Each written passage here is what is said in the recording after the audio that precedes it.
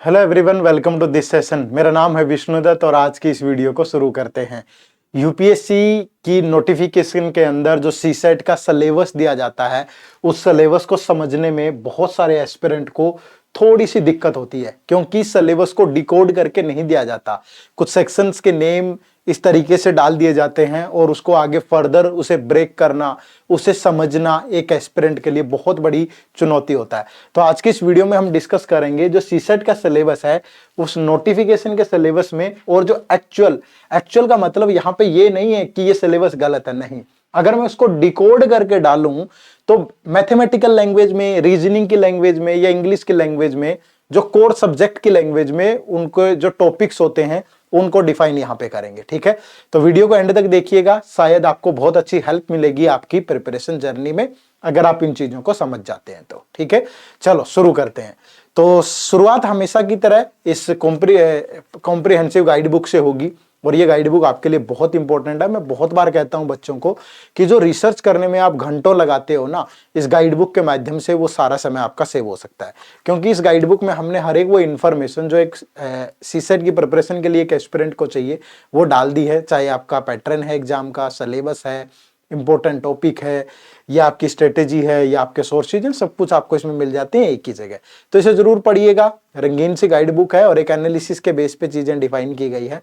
बड़ा मजा आएगा, एब्सोल्युटली फ्री भी है। इसी वीडियो के डिस्क्रिप्शन में जाइए और इसको डाउनलोड कर लीजिए।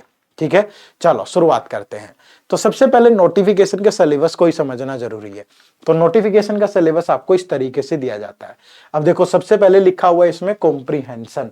ठीक है, फिर यहां पे आप देखेंगे इंटरपर्सनल स्किल और इंक्लूडिंग कम्युनिकेशन स्किल, फिर logical reasoning and analytical ability, फिर decision making and problem solving, general mental ability, basic numeracy, numbers and their relations, order of magnitude ETC, class 10th level, और data interpretation, chart, graph, table, data sufficiency, class 10th level. ठीक है, अब अगर मैं पूरे syllabus को break करूं जो आमतौर पे बच्चे समझते हैं, तो ये 3 पार्ट में ब्रेक होता है: मैथ, रीजनिंग और इंग्लिश कॉम्प्रिहेंशन। मैथ, रीजनिंग और इंग्लिश कॉम्प्रिहेंशन।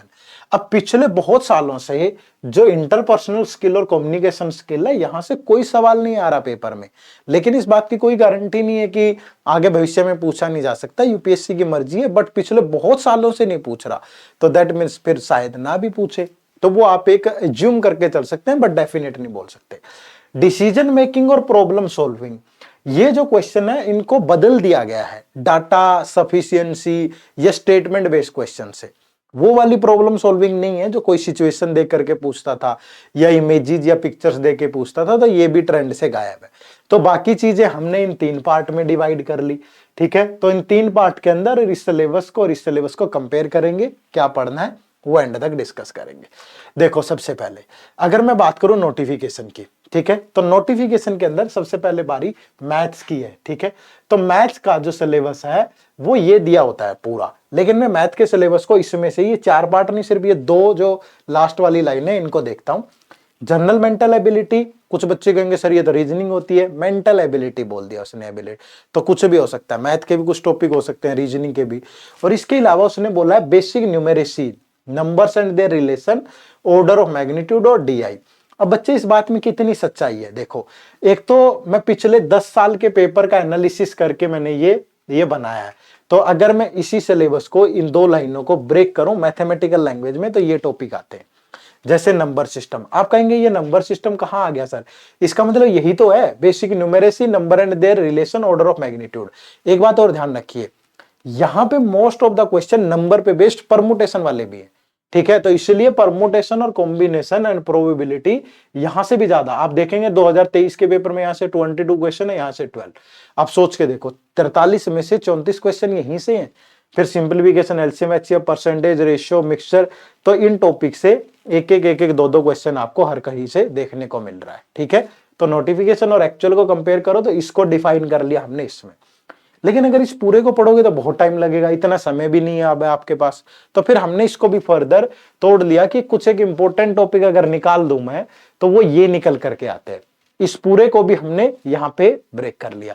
तो इसमें आप इसी सीक्वेंस में पढ़ना, सबसे पहले ये टॉपिक, फिर ये, फिर ये, फिर ये, फिर ये, फिर ये तो मस्ट है आपके लिए, ये तो पढ़ने ही पड़ेंगे आपको किसी भी कीमत पे, ठीक है। उसके बाद time and work, time and distance, edges, average और नंबर सीरीज, ये 3 टॉपिक। और अब इसमें से और इसमें से और इसमें से अगर आप बहुत ज्यादा इंटरेस्टिंग नहीं है मैथ में तो कोई दिक्कत नहीं है, लेकिन ये जो 9 चैप्टर बताए हैं ना, 6 ये और 3 ये आपके लिए ऑक्सीजन का काम करेंगे, परीक्षा में बहुत हेल्प करेंगे। और ये मैं कोई हवा में बात नहीं कर रहा हूं, ये मैं इस एनालिसिस के बेस पे बात कर रहा हूं। पिछले 10 साल के पेपर को अगर मैं उठा लूं तो जो मैंने टॉपिक बताए उनसे सवाल ज्यादा आ रहे हैं, इसलिए मैं आपको बोल रहा हूं। तो इन चीजों को ध्यान में रखना है आपको, ठीक है। तो इस एनालिसिस के बेस पे है ये चीजें, तो ध्यान रखिए। उसके बाद ऐसे ही हम अगर रीजनिंग को देखें, ठीक है, जो रीजनिंग है, अगर रीजनिंग वाले पार्ट को भी देखें तो रीजनिंग वाले पार्ट में देखो, यहाँ पे नोटिफिकेशन वाले सिलेबस में ये 3 लाइनें डिफाइन करती है रीजनिंग वाले पार्ट को, logical reasoning and analytical ability या decision making and problem solving. But समस्या ये, यहाँ से सवाल बहुत कम आ रहे हैं पेपर में, ठीक है।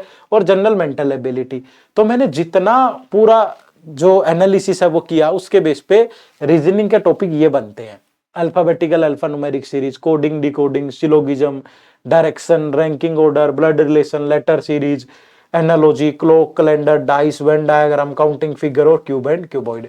तो इन चीजों पे ज्यादा, इन्हीं से ज्यादा सवाल आ रहे हैं, ठीक है। ये वाला हिस्सा लगभग गायब ही है, डिसीजन मेकिंग वाला और एनालिटिकल वाला भी गायब है, ठीक है। तो अगर इसमें से भी इंपॉर्टेंट निकालें, बेसिक से क्वेश्चन कम आ रहे हैं बट इंपॉर्टेंट टॉपिक में ये निकल करके आते हैं।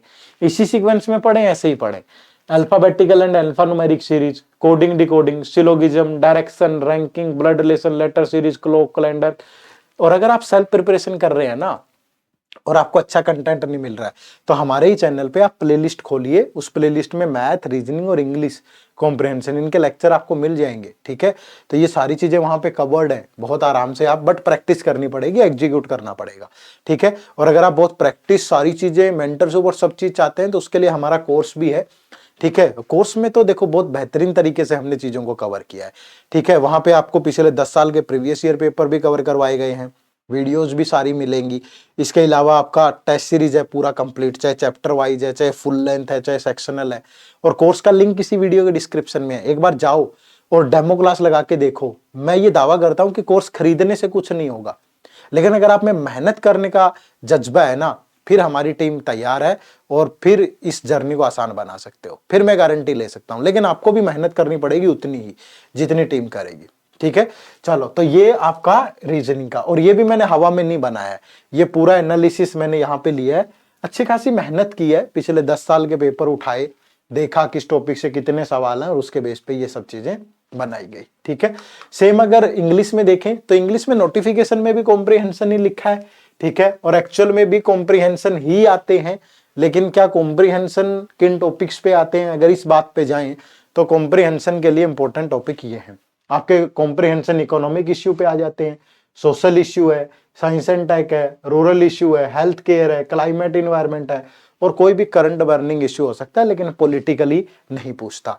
दूसरा ध्यान रखिएगा, जो पैसेजेस है वो स्टोरी टाइप के नहीं होते हैं, ठीक है, वो एक कंसेप्चुअल उस पे होते हैं, और अप्रोच जो होती है वो इन्फ्रेंस, कोरोलरी, अजम्पशन, कंक्लूजन, कोई क्रिटिकल मैसेज हो सकता है, स्टेटमेंट बेस्ड, ऐसे क्वेश्चन होते हैं, ठीक है जी। चलो, तो ये सिलेबस था आपका पूरा, और मैं आपको बता देता हूं कि पूरा सिलेबस यहां भी कवर किया गया है।